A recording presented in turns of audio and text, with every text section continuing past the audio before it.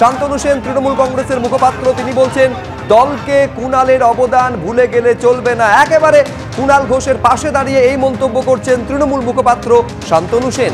আপনারা দেখছেন যে কোনো একটা অরাজনৈতিক মঞ্চে গিয়ে কেউ একজন বলছে, তাতে আপাতত মনে হচ্ছে যে সুদীপ বন্দ্যোপাধ্যায়কে বিব্রত করা হচ্ছে, কিন্তু আপনারা এটা দেখছেন না সুদীপ বন্দ্যোপাধ্যায়ের সাথে তিনি একসাথে বাড়িতে বসে কদিন আগে ফিশ ফ্রাই খেয়েছেন। আপনারা বোধহয় ভুলে গেছেন যে কিছুদিন আগে সুদীপ বন্দ্যোপাধ্যায়ের যখন কেন্দ্রীয় নির্বাচনী কার্যালয় উদ্বোধন হলো তখন সবাই সেখানে যায়নি, কিন্তু সুদীপবাবু কিন্তু কুণাল ঘোষকে পাশে নিয়েই নতুন কার্যালয়ের ফিতে কেটেছেন। কিছুদিন আগে সুদীপবাবু আয়োজিত যখন ইফতার পার্টি হলো, সেই ইফতার পার্টিতে অনেকের আমন্ত্রণ ছিল না, কিন্তু কুণালবাবু কিন্তু সুদীপবাবুর পাশে বসে ইফতার পার্টিতে অংশগ্রহণ করেছেন। কিছুদিন আগে 28 নম্বর বা 29 নম্বর ওয়ার্ডে সুদীপবাবু যখন প্রচারে গিয়েছিলেন কুণালবাবু তার পাশে ছিলেন। সুতরাং এটা জেনে রাখুন, এবং কুণাল ঘোষ এটাও বলেছেন যে তিনি তৃণমূলের একজন অনুগত সৈনিক হিসাবে আছেন, তার নেত্রী মমতা ব্যানার্জি, তার সেনাপতি অভিষেক ব্যানার্জি। সুতরাং আমি বিশ্বাস করি যদি দলের অনুগত সৈনিক হিসেবে তিনি থেকে থাকেন, তিনি উত্তর কলকাতায় তৃণমূল প্রার্থী সুদীপ ব্যানার্জির হয়েই কাজ করবেন এবং সুদীপ ব্যানার্জি উত্তর কলকাতায় বিপুল ভোটে জিতবে। আর একটা জিনিস আমার বলা দরকার, সেটা হচ্ছে শৃঙ্খলাপরায়ণ তৃণমূল কংগ্রেস রাজনৈতিক দল যদি নির্বাচনের সময় কেউ দলকে বিব্রত করে, দল নিশ্চয়ই তার বিরুদ্ধে ব্যবস্থা নেবে। পাশাপাশি এটাও ঠিক, এই ব্যবস্থা নেওয়া মানেই তার অতীতের দীর্ঘদিনের দলের প্রতি যেটা কন্ট্রিবিউশন সেটা এক নিমেষে কিন্তু শূন্য হয়ে যায় না।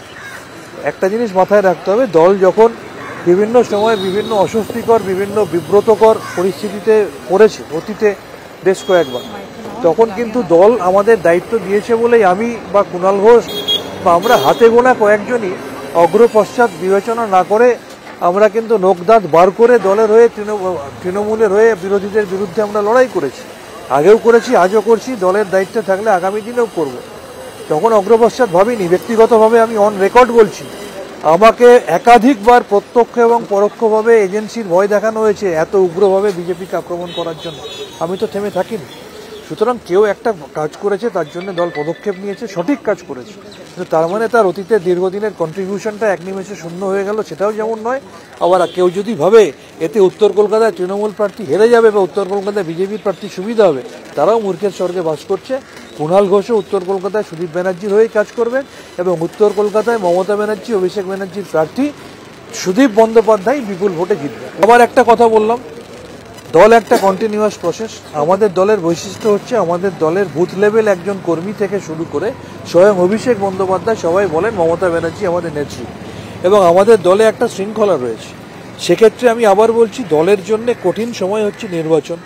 নির্বাচনের সময় যদি দলের কারোর বক্তব্যে মনে হয় দল বিব্রত হয়েছে, দল তার জন্য ব্যবস্থা নিয়েছে, এবং ব্যবস্থা যার বিরুদ্ধে নিয়েছেন তিনি কিন্তু বলেছেন যে আমি দলের অনুগত সৈনিক, আমি দলের জন্যই কাজ করব। ব্যবস্থাটা নেওয়া যেমন একদম সঠিক সময় সঠিক দল সিদ্ধান্ত নিয়েছে, দলের সিদ্ধান্ত শিরোধার্য সবসময়। আবার আমি এটাও বলছি যে কয়েকটা কথার জন্যে যে সিদ্ধান্ত নেওয়া, তার মানে অতীতে দলের প্রতি যদি তার কিছু কন্ট্রিবিউশন থেকে থাকে, সে দলকে অসময়ে যদি ডিফেন্ড করে থাকে, কঠিন পরিস্থিতি সে সামাল দেওয়ার জন্য যদি চেষ্টা করে থাকে, তাহলে এক নিমেষে সেগুলোও তো শূন্য হয়ে যায় না। সুতরাং আমি মনে করি তিনি দলের একজন অনুগত সৈনিক, নিজে বলেছেন, এবং তিনি অনুগত সৈনিক যদি বলে থাকেন নিজেকে, তিনিও উত্তর কলকাতায় সুদীপ ব্যানার্জির জন্যই কাজ করবেন বলে আমি বিশ্বাস করি।